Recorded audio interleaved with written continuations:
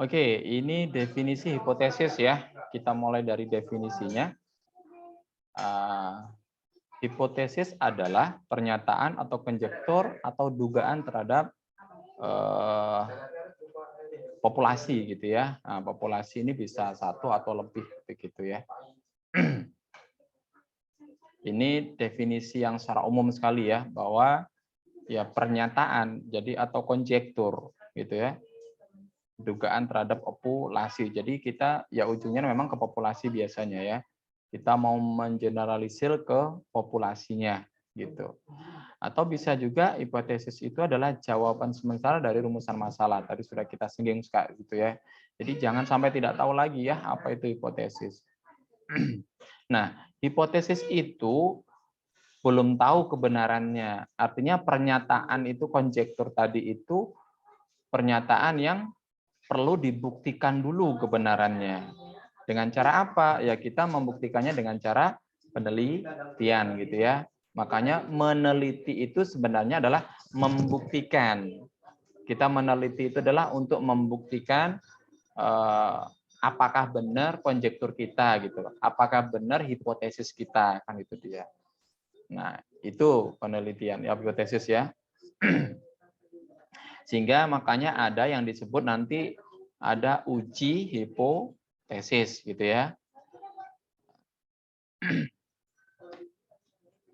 Nah, apa itu uji hipotesis? Jadi pengujian hipotesis ya tadi juga. Jadi yaitu pengujian terhadap pernyataan dengan menggunakan biasanya menggunakan metode statistik tertentu. Ya, dengan apa namanya? Menyatakan signifikansi. Jadi kalau kita menguji secara statistik berarti kita menerima uji signifikansinya. Jadi taraf keyakinannya kita itu berapa persen, biasanya seperti itu. Jadi uji statistik itu bukan 100% ya, biasanya di sini bisa dikatakan kayak peluang. Jadi tingkat kepercayaannya berapa persen. Nah, makanya kan kita selalu pakai ada taraf signifikansi ya, ada namanya alfa dan sebagainya. Itu biasanya disebut dengan alfa, taraf signifikansinya itu. Nah, kalau uji hipotesis biasanya disebut juga itu termasuk bagian dari statistik inferensial ya. Jadi inferensi untuk membuat keputusan.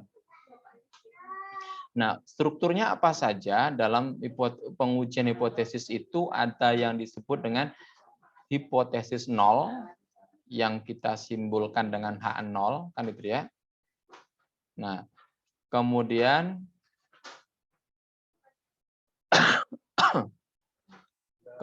ada hipotesis alternatif gitu ya. Yang mana hipotesis alternatif ini mengarah ke biasanya disimbolkan dengan H1 atau biasanya juga dengan HA gitu ya.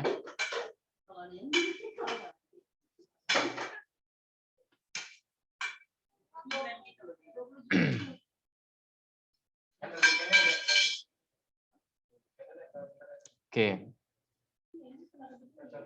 Ini ya jenis bentuk-bentuk hipotesis itu ada beberapa macam. Ini salah satunya ya. Sebentar ya, ini sebentar.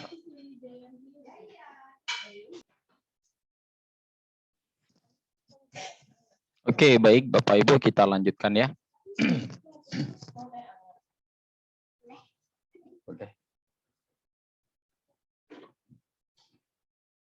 Oke, jadi uji hipotesis itu ada yang disebut dengan uji satu arah atau juga dengan uji dua arah. Apa yang dimaksud dengan satu arah itu yang seperti ini ya. Untuk satu arah itu. Jadi H0-nya itu ini simbol aja ya theta ya. Theta sama dengan theta 0. Theta 0 ini biasanya bilangan tertentu lah. Ini berarti entah rata-rata atau apa begitu ya. Nah, ini berarti lebih besar. Nah, lebih besar dari theta 0-nya begitu. Jadi ini satu arah ke kanan ya. Jadi tidak riset yang cenderung lebih baik, biasanya lebih besar itu biasanya kalau kita pernyataannya lebih baik gitu ya. atau lebih tinggi dari, lebih baik dari sekian gitu ya. Jadi ini biasanya indikatornya begitu ya. Atau yang arah ke kiri. Nah, kita pengen cenderung mencari arah lebih kecilnya gitu. Nah, biasanya seperti itu ya. Nah, biasanya riset hipotesis ini H0 ini tujuannya biasanya adalah untuk ditolak ya. Kalau sama dengan tergantung sih apa risetnya seperti apa, bisa menolak atau menerima. Jadi kalau H0-nya ditolak berarti yang diterima adalah H1, berarti kesimpulannya adalah yang ini yang kita buat begitu ya. Nah, ini satu arah saja namanya ya, sama dengan atau lebih kecil, sama dengan atau lebih besar gitu ya, lebih dari. Ini satu arah ke kanan dan satu arah ke kiri begitu. Nah, ada yang dua arah berarti tidak mengarah ke kiri atau ke kanan begitu ya. Nah, ini tetap masih sama dengan biasanya H0-nya, sedangkan H1-nya itu tidak sama dengan. Nah, pakai bahasa tidak sama dengan. Nah, berarti kalau tidak sama dengan itu kan berarti ada dua kemungkinan. Bisa lebih kecil, bisa juga lebih besar. Tinggal dilihat aja data kita nanti arahnya kemana. Begitu. Nah, tergantung risetnya apa ya. Jadi tujuannya mau kemana begitu. Apakah kita pengen mencari dugaan kita, apakah misalkan kita menduga, oh riset kita ini mengatakan bahwa hipotesis saya mengatakan ini lebih baik dari sekian. Nah, lebih baik dari nilai rata-rata misalkan. Nah, kalau lebih baik berarti ini yang kita buat. Kan itu dia. Nah, tergantung jenis risetnya apa. Ya. Oke. Kita lanjutkan. Nah, ini salah satu gambarannya seperti ini ya. Ini contohnya tadi kan masih sangat umum sekali. Nah, misalkan seorang kepala sekolah mengklaim kan berarti membuat konjektur, yang membuat hipotesis bahwa selama pandemi rata-rata waktu belajar siswa di sekolahnya tidak lebih dari 3,5 jam. Tidak lebih dari 3,5 jam anak-anak selama belajar. Nah, jadi pernyataannya apa di sini? Ini kan klaim dari kepala sekolah ya. Nah, ini kan perlu kita uji, benar nggak pernyataan itu. Nah, makanya kita bisa lakukan uji secara statistik. Nah, jadi gimana caranya? Bisa kita nyatakan rata-rata, tadi kan di sini katakan rata-rata waktu belajar, berarti kan mu ya. Berarti di sini dia mengatakan tidak lebih dari 3,5 jam. Begitu ya. Nah, maka uji hipotesisnya kayak mana? Nah, berarti yang pertama mu-nya sama dengan, berarti loh ini tapi tidak lebih, kenapa ini lebih dari ya?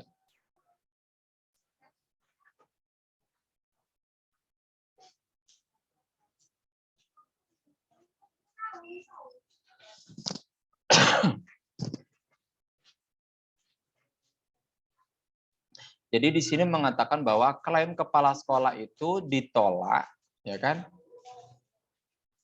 Jika rata-ratanya lebih dari 3,5 jam. Dan tidak ditolak atau diterima jika rata-ratanya kurang dari atau sama dengan 3,5 jam. Oke. Jadi pernyataannya seperti itu. Tidak lebih dari 3,5 jam. Berarti ini yang kita buat hipotesisnya. Kapan diterima, kapan ditolaknya itu kita buat. Jadi klaim tidak lebih dari berarti menolakannya adalah lebih dari gitu ya. Ya kan? Makanya di sini H1-nya adalah mu lebih dari 3,5. Ini kan pernyataan untuk menolak hipotesis yang dibuat oleh kepala sekolah tadi. Kan itu dia. Tapi kalau menerimanya bagaimana? Tidak lebih ya, tidak lebih berarti kurang dari atau sama dengan kan? Oke, kan ini bahasanya tidak lebih dari. Makanya tidak lebih dari berarti lebih dari mu-nya. Sedangkan H0-nya pakai tanda sama dengan saja ya, tapi tidak perlu pakai ada tanda kurang. Cukup tanda sama dengan ini sudah menunjukkan bahwa membatalkan hipotesis ini gitu ya. Tidak lebih dari 3,5 jam itu kan sama dengan sudah menolak ya. Tadi tanda lebih kecil ini tidak perlu. Jadi hipotesisnya jadi ini ya. Karena pernyataannya di sini tidak lebih dari. Berarti kalau kita pengen menolak berarti kan lebih dari. Makanya H1-nya adalah mu sama dengan 3,5. Jadi kita harus bisa melihat ya H1 itu pernyataannya seperti apa. Hipotesis yang harus ditolak gitu ya. Kalau hipotesisnya kan mengatakan ini, berarti ini yang kita buat H0-nya sama dengan H1-nya lebih dari 3,5.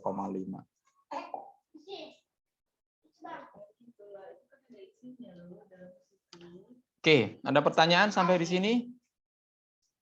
Masih biasa ya. Ini hanya logika nalar sederhana.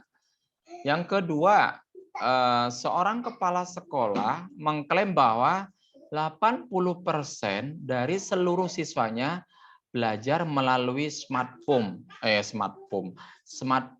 pakai HP lah mungkin ya gitu ya. 80% dari seluruh siswanya berarti ke populasi ya belajar melalui smartphone.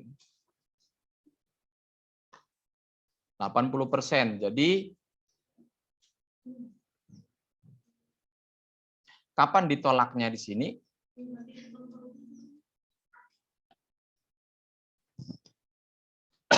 Perhatikan bahwa di sini klaimnya adalah 80% dari siswanya. Berarti kan tidak ada pernyataan lebih dari atau kurang dari ya, 80%. Ya. Berarti kan sama dengan di sini ya. Bahwa persen kan peluang ya. Berarti di sini menyatakan bahwa berarti penolakannya apa? Kalau sudah diklaim 80%, berarti penolakannya kan lebih dari 80 sudah menolak hipotesis kan? Tapi kan kurang dari 80 juga termasuk menolak hipotesis. Ya enggak? Ya kan? Nah, makanya di sini untuk menolak hipotesisnya itu adalah dengan cara kurang atau lebih dari 0,8. 80% kan 0,8 ya. Nah, sehingga hipotesisnya itu bunyinya seperti apa? Berarti H0-nya adalah P sama dengan 0,8. P-nya ini adalah apa tadi? Peluang siswa ya, belajar 80% gitu ya, persentase peluang siswanya belajar menggunakan smartphone sama dengan 80%. Sedangkan H1-nya adalah tidak sama dengan gitu ya. Berarti bisa lebih kurang atau bisa lebih besar gitu ya. Tergantung, nggak ada masalah kan itu dia. Nah, berarti hipotesis ini sudah mengcover seluruh kemungkinan yang terjadi gitu ya. Jadi klaim yang ditolaknya dulu kita harus mampu membuat pernyataannya. Harus hati-hati. Jadi sangat berbeda jauh ya dengan yang sebelumnya.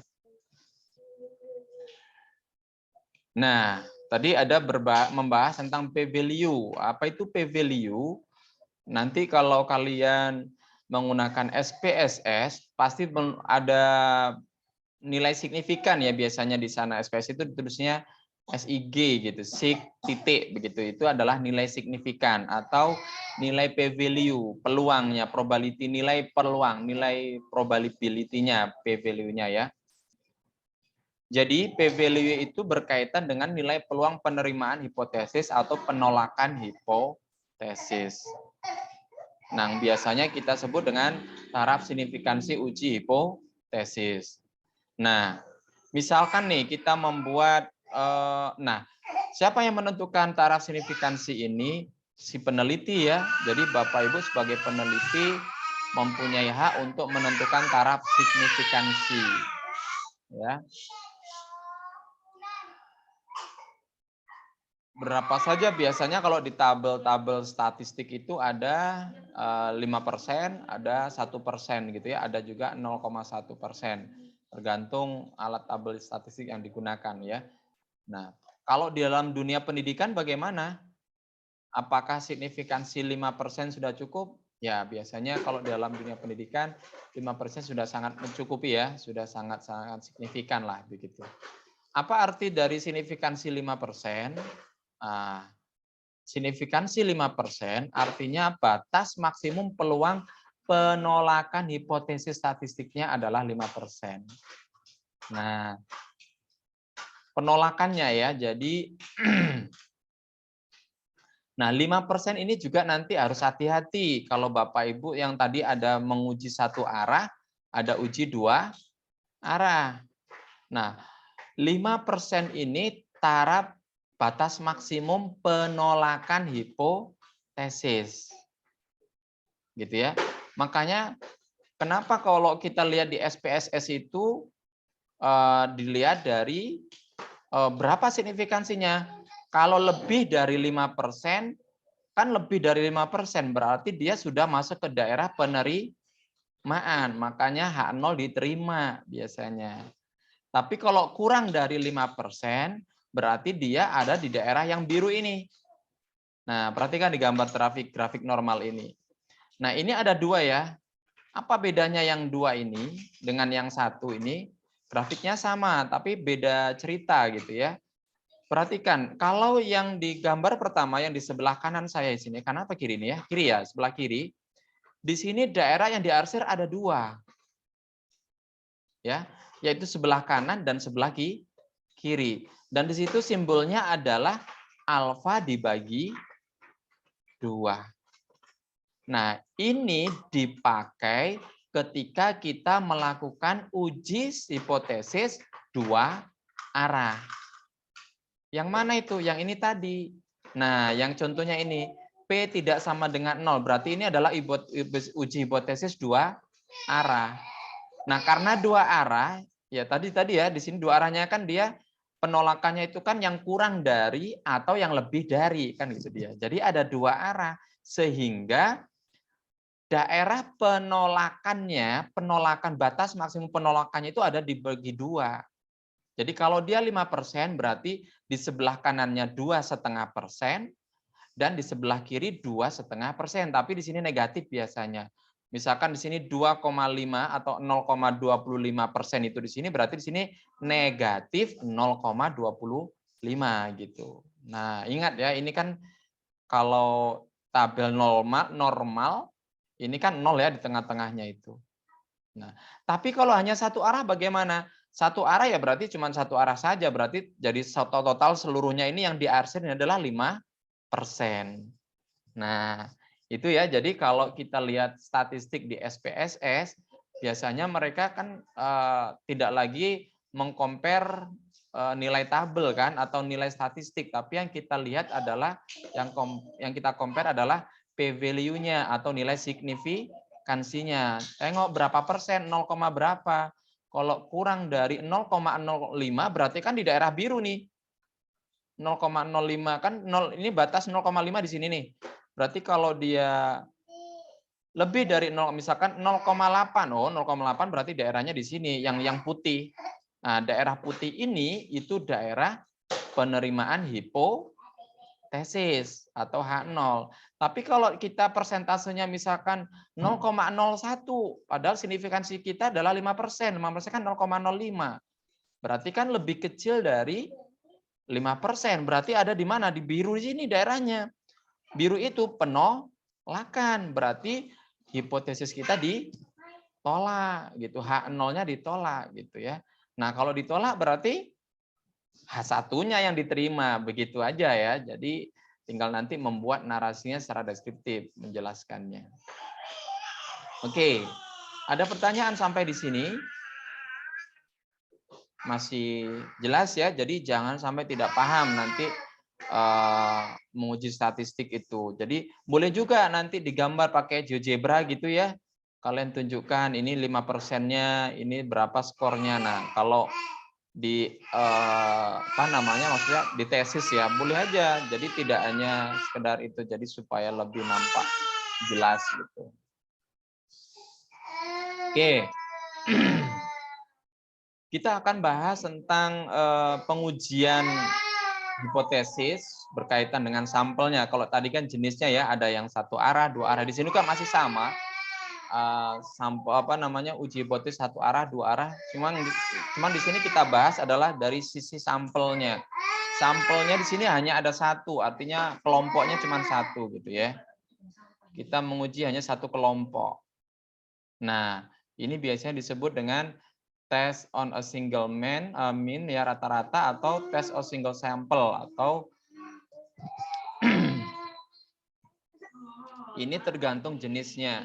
Ada yang varian datanya diketahui, ada varian datanya tidak diketahui. Nah, jadi di sini kita pakai rata-rata, sedangkan di sini ada istilah single sample. Berarti karena varian populasinya nggak tahu kita, makanya kita gunakan sampelnya. Nah, kalau di sampel kan rata-rata sampel, populasi sampel, varian sampel bisa diketahui ya, bisa dihitung begitu. Sedangkan kalau varian dari populasi kita nggak bisa hitung, kita gunakan uji test on single mean. Gitu. Nah, untuk satu sampel itu jadi satu kelompok ya. Jadi kita riset dalam satu kelas bisa juga seperti itu ya. Misalkan ini kita punya data, yaitu datanya X1 sampai Xn, berarti saya punya sebanyak N data gitu ya. Yang merupakan sampel acak dari sebuah eksperimen dengan rata-ratanya mu dan variannya sigma kuadrat. Nah, mu dan sigma kuadrat ya, ini berarti populasinya. Sedangkan XX ini adalah sampel ya. Jadi harus bisa membedakan. X ini adalah sampelnya, mu rata-rata ini bukan dari X ini, dia rata-rata X bukan, tapi rata-rata populasi. Ingat kalau rata-rata sampel X bar ya. Sedangkan ini mu dan variansnya sigma, berarti ini punya populasinya, bukan yang sampelnya ini gitu.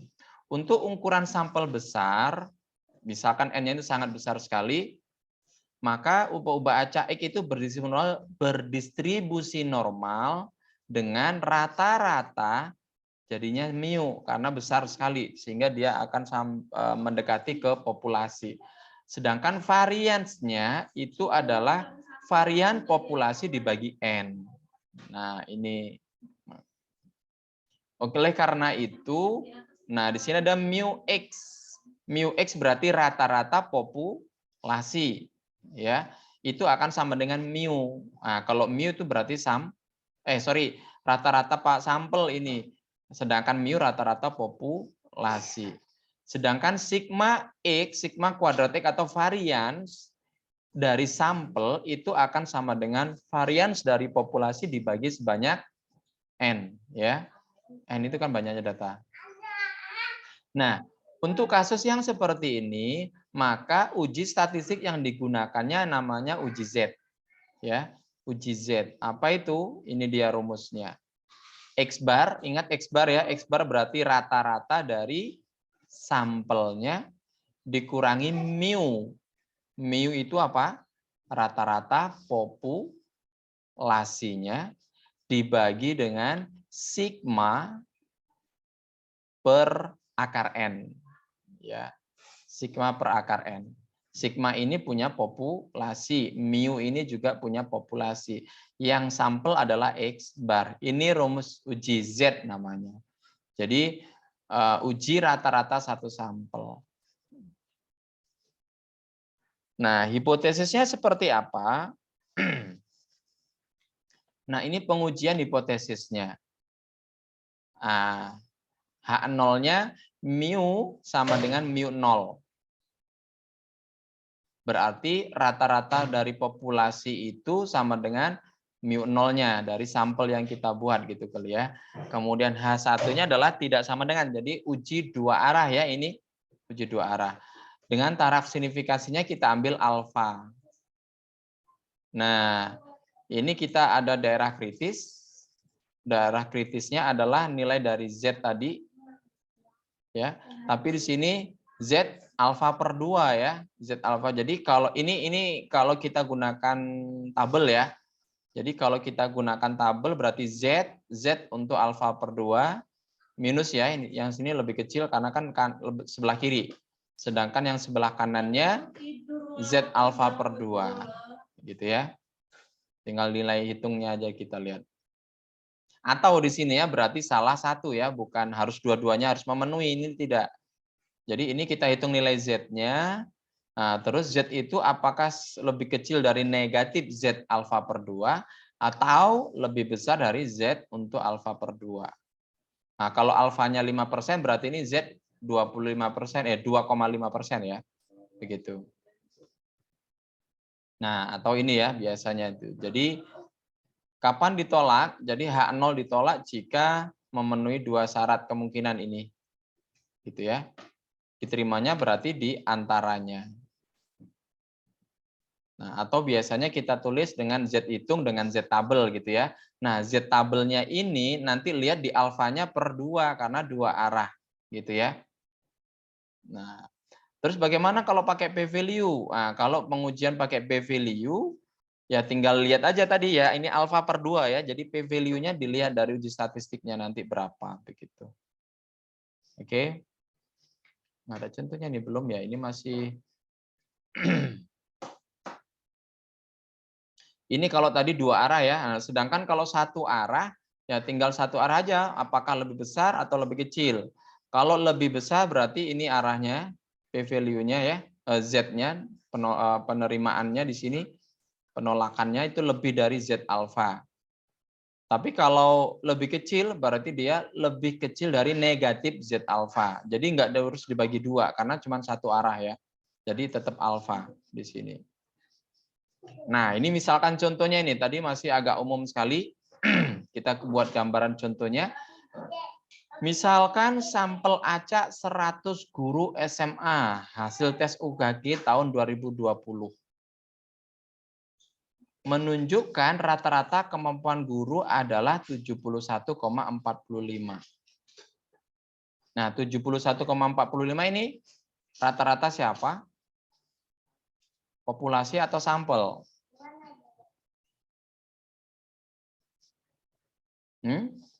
Sampel, Pak. Sampel ya, kan ini dari 100 guru ya. Nah, sedangkan berapa jumlah guru di Indonesia? Sangat banyak ya. Ya, bisa dihitung, teman kan kita nggak mungkin ngitung. Nah, tapi di sini ada keterangan bahwa simpangan baku populasinya 8,9. Nah, di sini pertanyaannya, nah ini hipotesisnya, apakah dapat disimpulkan bahwa rata-rata kompetensi guru SMA lebih dari 70? Nah, karena di sini dapatnya 71,45 ini. Tapi kan untuk 100 orang. Nah, di sini bisa nggak saya menyimpulkan bahwa kompetensi guru SMA dari hasil tes UKG tahun 2020 itu rata-ratanya lebih dari 70? Nah, ini kita uji statistiknya, kan itu dia. Ini mungkin kalau 100 guru nggak bisa kita simpulkan secara nasional ya, mungkin ini satu kecamatan kali atau kabupaten gitu ya, tergantung jumlahnya ya. Jadi populasinya juga bisa kita bikin nasional juga. Mungkin kan ini terlalu sedikit kalau 100 guru untuk nasional gitu. Nah, gimana cara membuat hipotesisnya? Ini berarti ya bahwa kan di sini cerita rata-rata kompetensi guru, berarti mu ya. Mu kan berarti dikatakan tadi rata-rata kompetensi guru lebih dari 70. Kan itu dia ya. Nah, berarti mu-nya sama dengan 70. Nah, ini H1-nya hilang, ini satunya terkorupsi. Oke. H0-nya mu sama dengan 70, sedangkan H1-nya mu lebih dari 70. Gitu ya.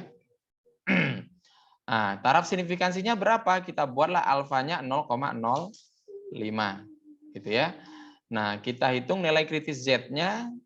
Z hitungnya kan ini ya. 71,45 dikurangin 70 dibagi sigma tadi ya, 8,9 dibagi akar N atau akar 100. Berarti ini 1,45 dibagi 0,89. Dapatlah 1,629. Nah, pertanyaan 1,629 ini kita compare dengan, nah ini kita pakai GeoGebra saja ya. Nah, kalau kita pakai uji Z, Ini ya, kita lihat dari grafiknya di sini. Ini pakai Z normal ya. Z baku ya, tabel normal baku ya. Mu-nya 0, alfanya 1. Kita ambil 0,05. 5% ini yang daerah merah. Daerah yang di arsir biru ini. Berarti daerah arsir biru ini adalah daerah penolakan hipotesis. Berapa skor batas minimalnya ini? Nah, Z-nya batas minimalnya ini nih. 1,64485. Berarti ini adalah Z tabel ya, atau Z untuk signifikansi 0,05. Kan ini satu arah saja ya, makanya nggak usah dibagi dua. Nah, kok ini 1695 ini dari mana? Salah ini ya? Kalau lihat di tabel ini 1,645 ya kalau dibulatin ya. Kenapa ini 1,695 itu salah itu enggak? 645 harusnya ya. Tapi tetap ya masih benar ya ini ya. Oh, kita ganti aja lah. Oh, salah kok. Ini kalau kita bulatin 1,645.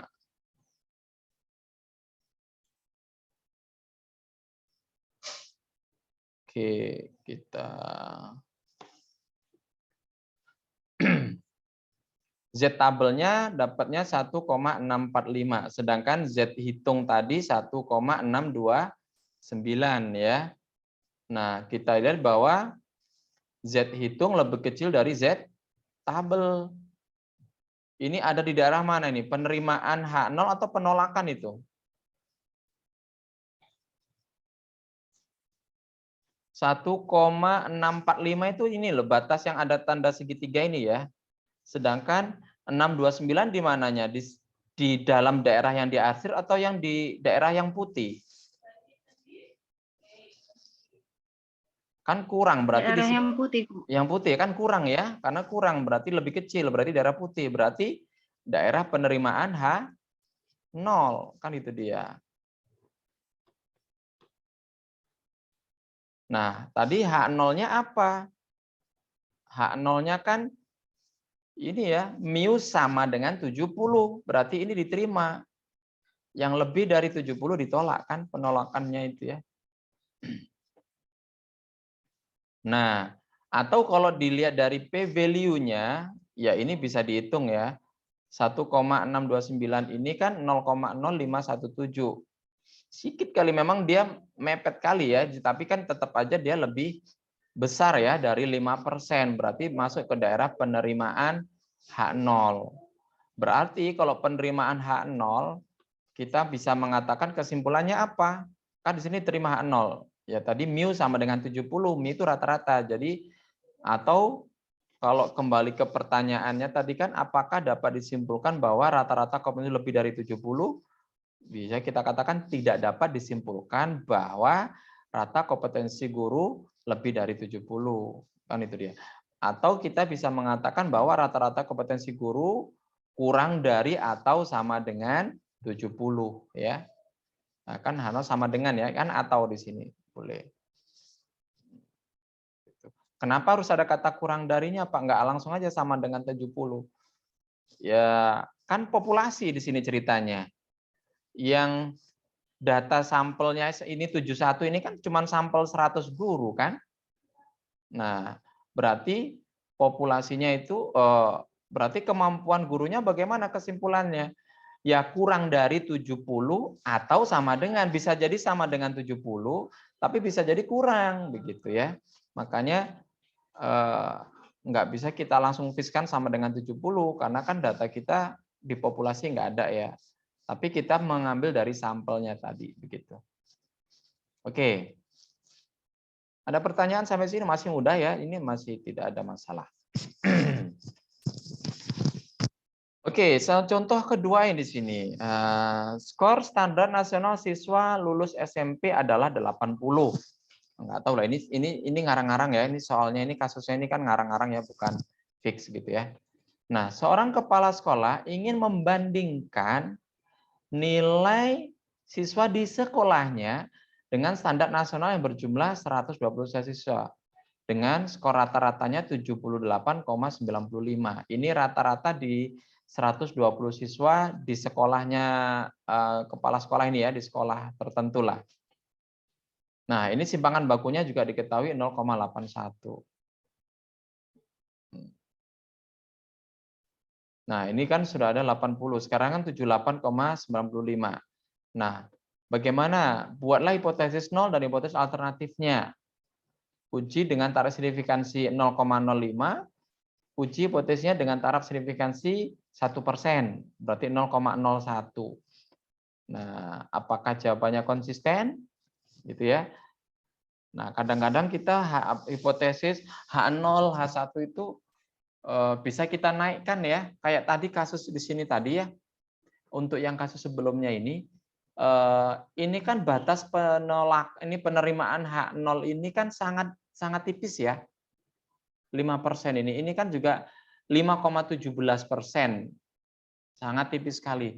Mungkin kalau misalnya ini kita pengen membuat kesimpulannya itu rata-rata kompetensi guru lebih dari 70, bisa aja dicoba untuk dinaikkan taraf signifikansinya ke 5%. Apa yang terjadi? Nah, itu bisa juga gitu ya. Apakah masih konsisten diterima atau ditolak begitu. Ya. Bisa kita arahkan ke sana.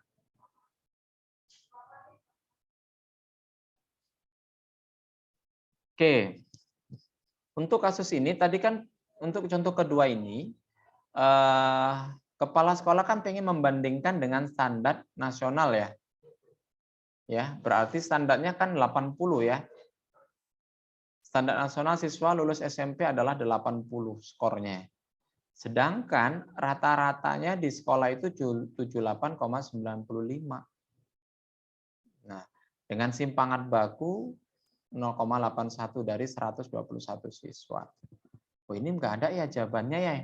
Oh, berarti ini kayaknya jadi tugas ini ya. Nah, enggak ada jawabannya ini. Silahkan dijawab. Bisa ini? Ada kebayang? Bapak Ibu? Mudah-mudahan terbayangkan ya. Ini satu arah apa dua arah nanti uji statistiknya?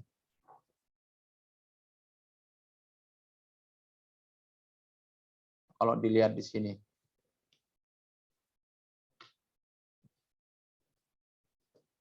Ini nanti pengerjaannya mirip dengan yang ini ya. Tahapannya ini ya Bapak Ibu ya, cuman nanti tergantung hipotesisnya. Bapak Ibu harus tahu hipotesisnya. Tapi kalau rumus-rumus uji nilai kritisnya sama ya di sini Z hitung ini ya. Oke, ini jadi tugas ya Bapak Ibu. Silakan nanti dipelajarin. Nah, ini untuk kasus ketika variasinya populasi tidak diketahui ya. Masih kasus yang sama. Di sini kita punya sampel sebanyak N gitu ya. Yang merupakan sampel acak dan berdistribusi normal. Nah, distribusinya normal. Nah, maka variansi acaknya itu adalah ini.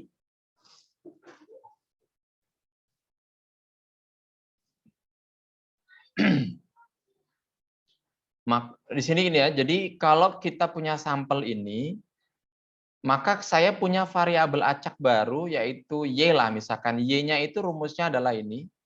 Nah, variabel acak baru ini itu nanti akan berdistribusi T, student, dengan derajat kebebasannya adalah N-1. Oleh karena itu, uji statistik yang digunakannya di sini adalah uji T ya. Nah, apa rumusnya? Ini dia. T sama dengan X bar dikurangi mu dibagi dengan S dibagi dengan akar N. Mirip ya dengan sebelumnya, cuman perbedaannya adalah di rata-rata populasi diketahui, tapi variansnya nggak diketahui. Maka yang di bawah di sini pengganti dari varian adalah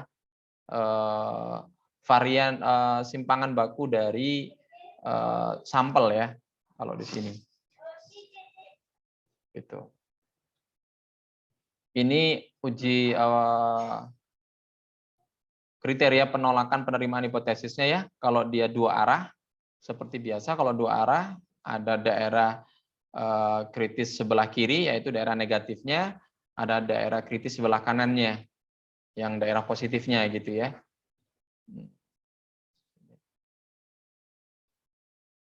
Ini kalau satu arah, cuman ini saya contohkannya untuk yang arah kiri ya, arah kiri, maka daerah kritisnya adalah negatif yang kita ambil. T hitungnya nanti yang daerah negatifnya. Gitu.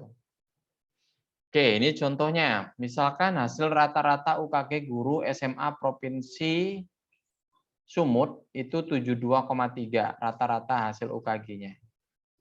Di Provinsi Sumut nih. Berarti ini mungkin diasumsikan populasinya Provinsi Sumut. Kepala sekolah, seorang kepala sekolah X memperoleh data hasil UKG guru-guru di sekolahnya sebagai berikut. Nah, ini ada berapa? Ini 4 kali 1, 2, 3, 4, 5, 6, 7, 8, 9. 36 ya. Banyak juga gurunya di sekolahnya. Hasil UKG gurunya di sekolahnya sekian gitu ya. Ini rata, ini skor-skornya. Nah, sedangkan rata-rata hasil UKG guru SMA di Provinsi Sumut itu 72.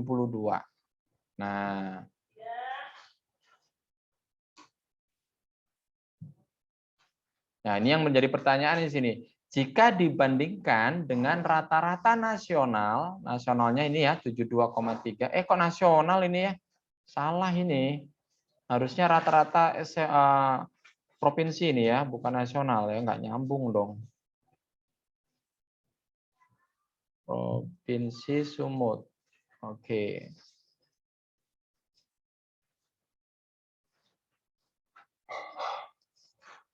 Nah, di sini pertanyaannya, apakah kompetensi guru di sekolah X tadi merepresentasikan kompetensi guru SMA Provinsi Sumut? Nah, lakukan uji hipotesis dengan signifikansi 5%. Apakah sudah merepresentasikan? Nah, kita uji statistiknya ya. Tadi datanya ada sebanyak 36. Nah, berarti kan kalau dia merepresentasikan kan berarti sama dengan gitu ya. Berarti hipotesisnya adalah rata-ratanya sama dengan 72,3. Atau rata-ratanya tidak sama dengan 72,3 gitu ya. Nah, kita ambil taraf signifikansinya 0,05. Kemudian kita hitung daerah kritis T-nya. T-nya, nah, rata-rata sampelnya 71,19 ya. Berarti lebih kecil dari provinsi ya. Ini kan secara rata-rata biasa, tapi kan secara statistik apakah ini bisa kita katakan sama dengan atau tidak sama dengan gitu ya. Dengan simpangan bakunya sudah dihitung 6,59. Berarti T hitungnya itu adalah 71 kurangin 72,3 dibagi 6,59 dibagi per akar 36. Negatif ya di sini karena kan lebih kecil ya, 71 kurang 72 berarti negatif 1,11 dibagi 1,098. Hasilnya yaitu negatif 1,011. Nah, ini karena uji dua arah ya. Kan uji dua arah di sini X-nya, berarti nanti minus 1,011 ini kita lihat nanti di alfanya 0,05 atau 5% dengan derajat signifikansinya 35. Nah, kita bisa pakai SPSS ya, ini pakai yang gampang saja. Kita gunakan uji T. Ini uji T dengan DF-nya 35 ya. Di sini di gambar saya sudah ada DF 35. Nah, untuk 95% kan 5% ya, berarti yang kita cari di sini yang saya tebelin ini daerah penerimaannya di sini ya, yang ini agak beda nih gambarnya, ini kebalik seharusnya, tapi memang begitu grafiknya di sana kayaknya. Jadi kalau yang diarsir ini daerah penerimaan H0, sedangkan yang tidak diarsir ini daerah penolakan H0 ya, kalau di gambar sorry. Nah, tapi kalau kita lihat yang tidak diarsir ini itu besarnya itu kanan kiri ini 2,5% ya, atau 0,25, yang sini 0,25 dibagi 2. Nah, Di sini ternyata p-value-nya kita peroleh nilai X-nya itu adalah 2,03011 sama negatifnya ya, karena kanan kiri ya. Jadi ini kan bentuknya lonceng. Negatif 2,03 atau 2,03 ini batas maksimumnya. Sedangkan hitungan kita tadi ada di negatif 1. Berarti kita mengkompernya bukan dengan yang positif ya, tapi dengan daerah negatifnya. Nah, batasnya di negatif 2, sedangkan nilai hitung kita negatif 1. Berarti masuk ke daerah penerimaan H0 ya. Makanya di sini H0-nya diterima.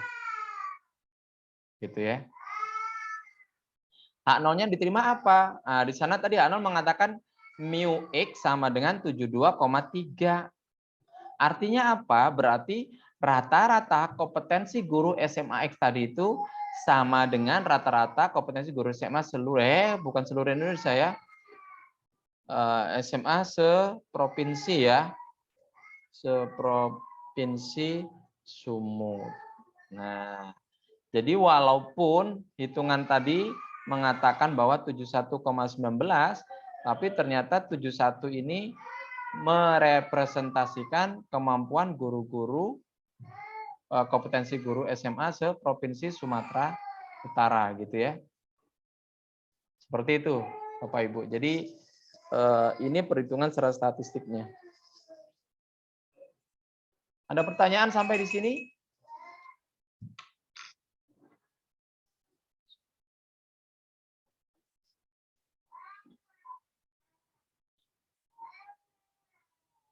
Yes. Contoh keempat tidak ada jawabannya. Berarti Bapak Ibu nanti disuruh mencari jawabannya.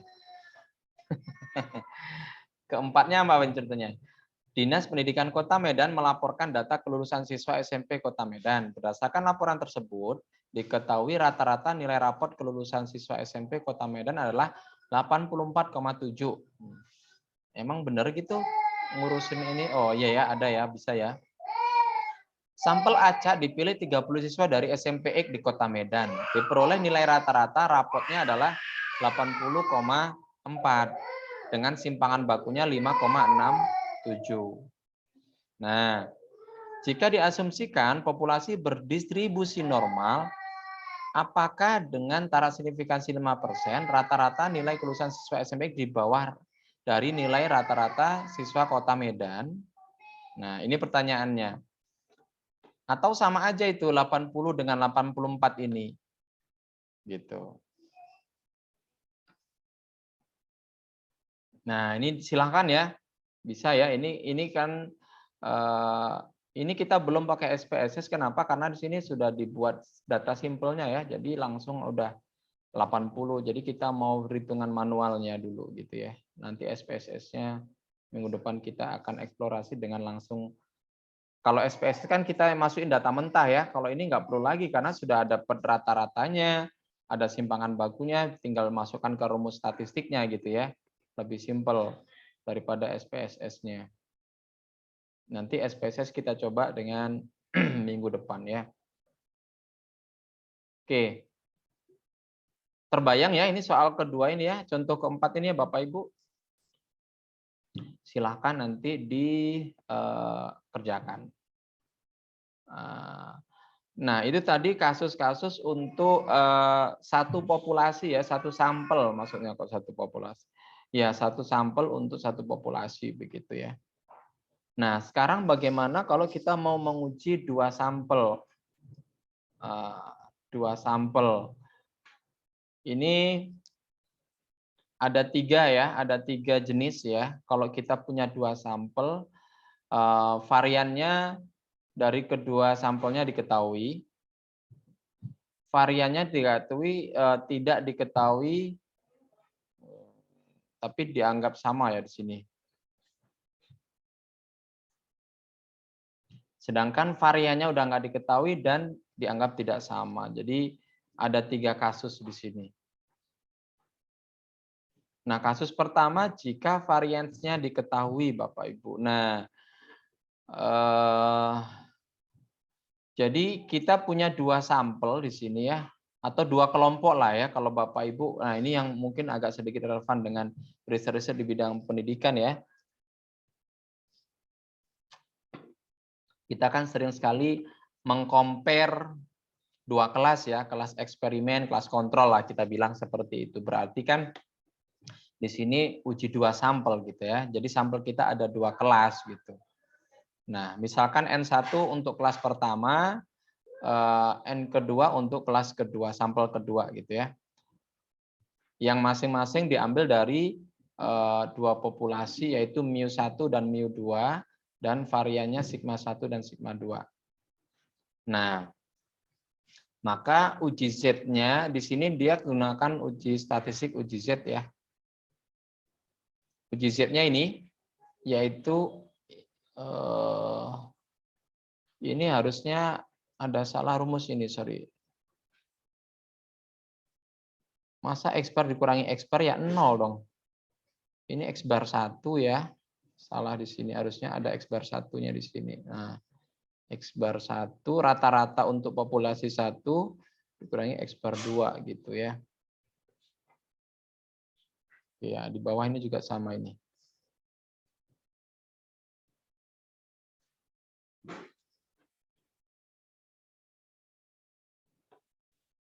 Oke.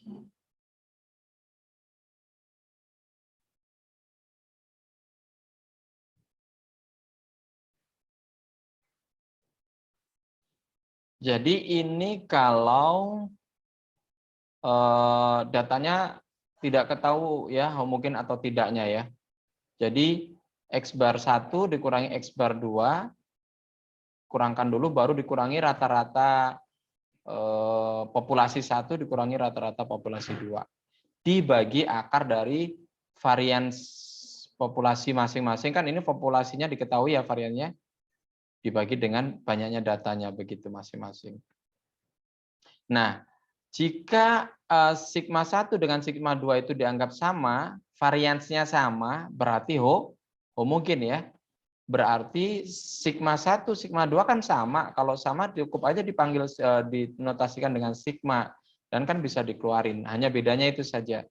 Kan sigma kuadrat kan jadinya sigma akar sigma kuadrat, sehingga akar kan bisa jadi sigma saja keluar ya. Sehingga di sini tinggal cukup 1/n1 ditambah akar dari 1/n1 ditambah 1/n2. Ini kalau datanya homogen. Kalau tidak homogen maka dihitung satu-satu seperti ini. Ini kalau populasinya diketahui ya variansnya. Nah, ini uji statistiknya ya. Jadi di sini simbolnya mu1 kurang dari mu2 sama dengan D0 gitu. D0 itu nilai tertentu berarti dianggap tidak sama gitu ya. D0 bisa juga 0 di sini sih. D0 ini bilangan tertentu ya. Apakah memiliki selisih atau tidak begitu.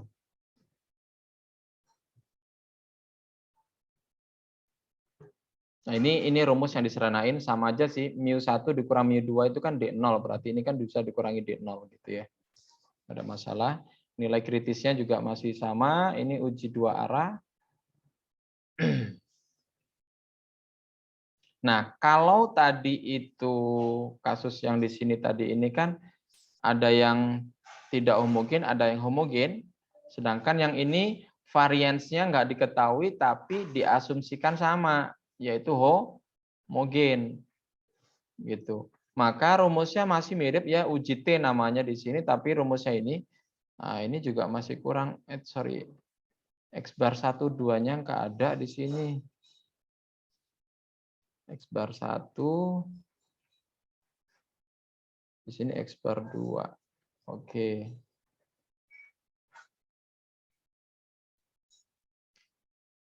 Polanya sama ya. Jadi kalau kita ingat cuman perbedaannya adalah pembaginya. Jadi ini simpangan gabungan. Ya, simpangan standar simpangan baku yang gabungan dari 2 kelompok ya. Dengan rumusnya ini. Jadi simpangan varian masing-masing dikalikan dengan N kurang 1. Di sini varian masing-masing dikalikan N kurang 1. dibagi N. Ini rumus SP-nya. Nah, di sini kan dikeluarin ya jadi SP saja, nanti diakarkan di sini. Dengan ini hipotesisnya. Ini perhitungan nilai kritisnya ya, saya pikir tidak ada masalah.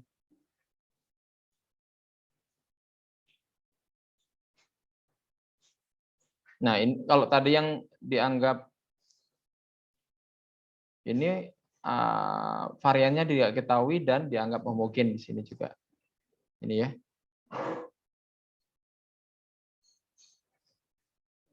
Oke. Nah, ini contohnya, kita lihat ke contohnya.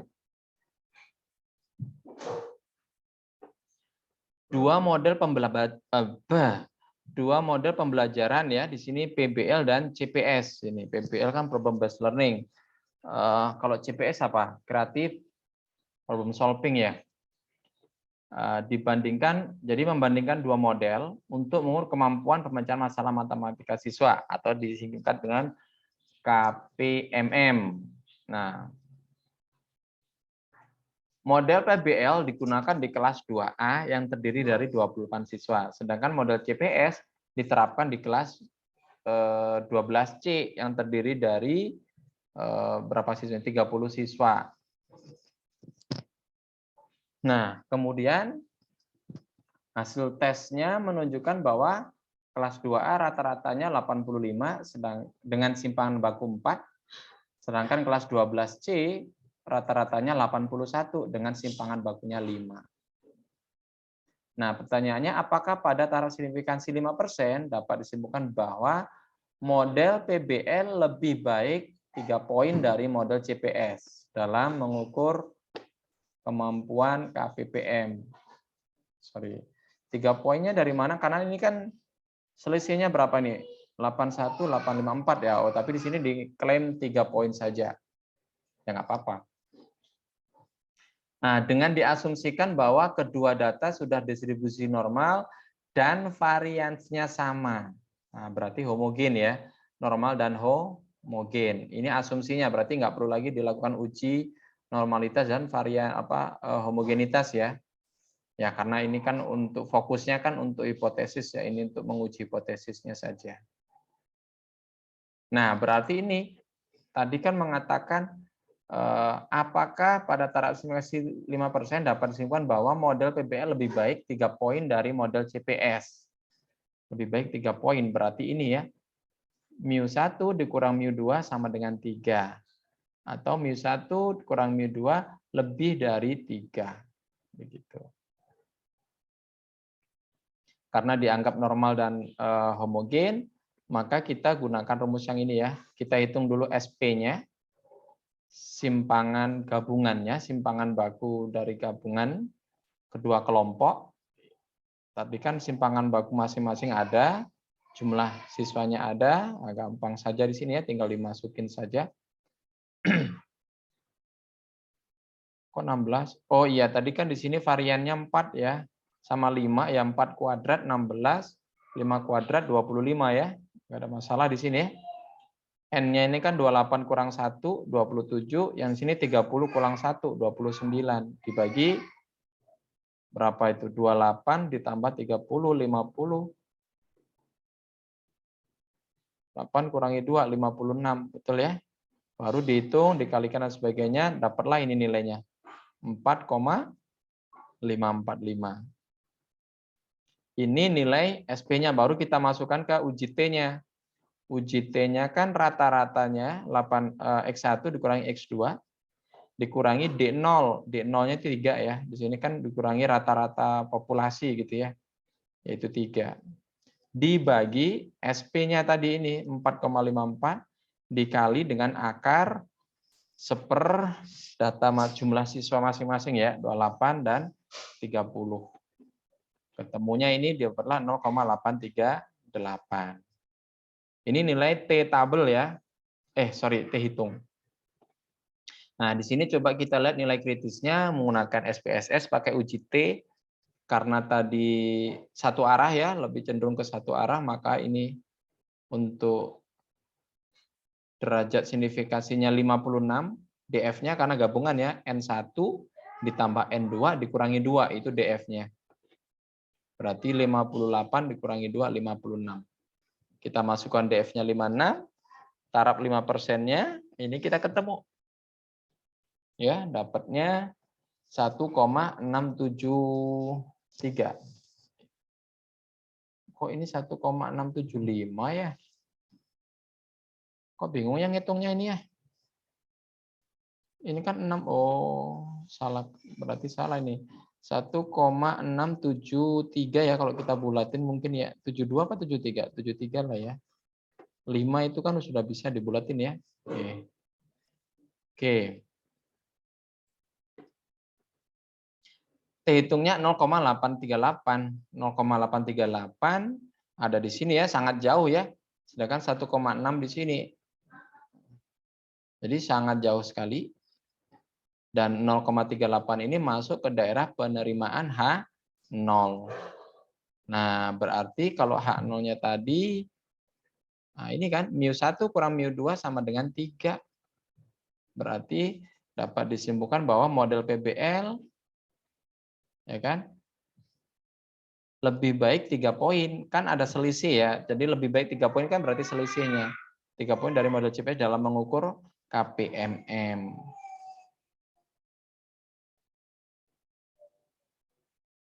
Gitu.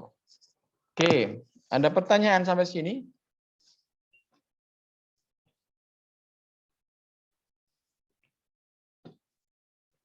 Nah, udah nggak ada lagi ya.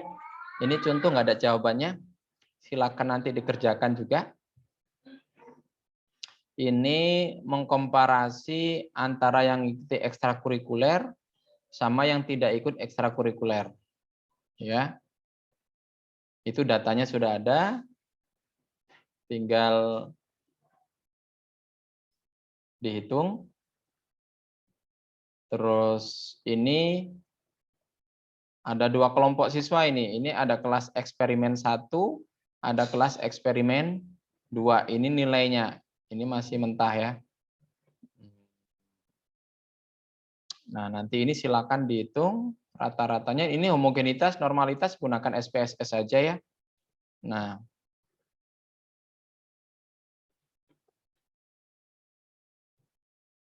Nah, kalau ditanyakan apakah ada perbedaan, berarti kayak mana menuliskan itu hipotesisnya? Udah habis ya. Kalau ada perbedaan itu berarti yang ini tadi ya. Nah, di sini. Kalau ini sama dengan 0 ya. Mu1 dikurangi mu2 sama dengan 0. Kalau sama dengan 0 berarti apa? Mu1, mu2-nya pindah ruas kan berarti mu1 sama dengan mu2 ya. Ya enggak? Nah, kalau itu artinya apa? Berarti rata-rata 1 sama dengan rata-rata 2.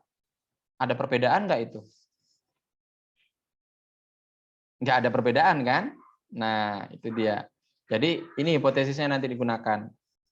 Tapi bukan sama dengan 3, tapi sama dengan 0. Ini ya. Untuk kasus yang ke-7. Ini yang ke-6 apa tadi ini? Ini sudah ada rata-ratanya, simpangan baku. Apakah benar dugaan peneliti tersebut gunakan, dugaannya, apakah EQ siswa yang mengikuti kelas ekstra berbeda? Nah, ini sama, berbeda itu berarti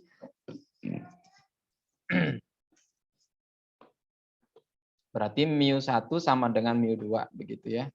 Jadi, kalau mencari perbedaan itu begini. Nah, ini sudah mulai masuk ke uji perbedaan ya.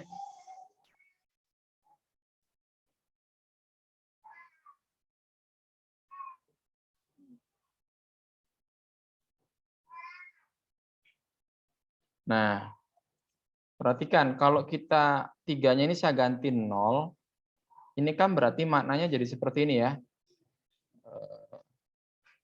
H0-nya. Sinyal saya nggak stabil. Terdengar dengan baik suara saya di sana? Ini soalnya wifi-nya lagi hilang di sini. Dengar, Pak. Oke, baik. Nah, berarti ini nih, rumus ini dulu, H0 ini ya. Mu1 dikurang mu2 sama dengan 0. Ini kan berarti artinya bisa juga begini ya. Jadi boleh juga hipotesisnya dibuat sama dengan begini. Kan pindah ruas jadi ini artinya ya. Nah, ini maknanya apa? Jangan sampai nggak paham ini ya.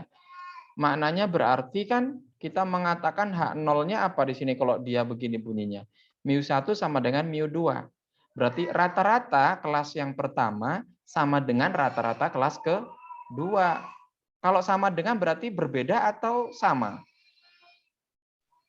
Tidak Sama, berbeda Pak. ya, sama aja tidak berbeda. Berarti kalau, nah ini artinya berarti kalau kita menanyakan di sini ini tadi, apakah ada perbedaan kedua kelas ini gitu.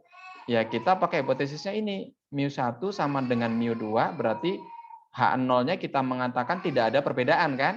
Nah, yang kedua tinggal dipilih apakah mau yang lebih besar atau yang lebih kecil atau yang dua arah tergantung. Nah, tergantung kita maunya kemana di hipotesisnya Bapak Ibu. Ini kan bisa, kalau hipotesisnya cenderung mendukung ke salah satu pihak misalkan, lebih mengunggulkan ke salah satu model. Misalkan compare-nya antara model PBL dengan konvensional gitu ya. Nah, berarti kan konvensional yang biasa dipakai. Berarti yang mana kita unggulkan? Yang PBL berarti kita pakai tanda lebih besar seperti ini ya. Kalau diunggulkan ke salah satu, berarti hipotesis kita kan mengatakan bahwa PBL lebih baik daripada model konvensional. Tapi kalau kita tidak mendukung ke salah satu pihak, dua-duanya bagus ini modelnya, nggak ada yang jelek satupun. Dua-duanya bagus, tapi kan kita pengen tahu yang mana yang lebih baik gitu kan. Nah, kalau kita dari awal riset tidak mendukung ke salah satu pihak, kita pakai uji dua pihak gitu ya. Mana equation-nya? Nah, kita pakai yang tidak sama dengan gitu. Berarti kita tidak mendukung ke salah satu pihak gitu. Tapi kita pengen tahu kalau tidak sama dengan kan berarti bisa saja model 1 lebih kecil daripada model 2 atau model 1 lebih besar dari model 2. Nanti tinggal dilihat aja datanya seperti apa, kan gitu dia. Itu kalau kita tidak mendukung ke salah satu pihak. Tapi kalau dari awal risetnya sudah pengen mendukung ke salah satu pihak, berarti ya uji satu pihak ya, entah pihak ke kanan atau ke kiri tergantung kayak mana cara membuat pernyataannya, tinggal simpulnya. Misalkan kalau yang didukungnya adalah model 2-nya ya berarti lebih kecil ya di sini. Mu1 lebih kecil, mu2 berarti yang didukung adalah model keduanya kan itu dia. Tapi kalau yang didukung model satunya berarti kita pakai lebih besar kan gitu dia. Berarti kan model 1 lebih baik daripada model yang kedua. Kan gitu dia ya. Oke. Oke, Bapak Ibu, ada pertanyaan? Ini sudah habis ini materi kita hari ini. Luar biasa, nggak kerasa ya. Sedikit-sedikit aja ya kita ngasihnya. Untuk minggu ini kita belum pakai SPSS, ini mau hitungan dulu. Nanti mudah-mudahan minggu depan nanti kita coba pakai data yang agak sedikit real gitu ya. Nanti kemudian kita lakukan uji secara statistik. Ini juga nanti bisa kita lakukan uji. Yang ini mungkin nanti minggu depan kita coba hitung secara statistiknya, secara SPSS lah. Jadi kan ini kan ada data nanti bisa diinputkan satu-satu datanya ke SPSS. Kemudian kita nanti coba uji normalitasnya, homogenitasnya.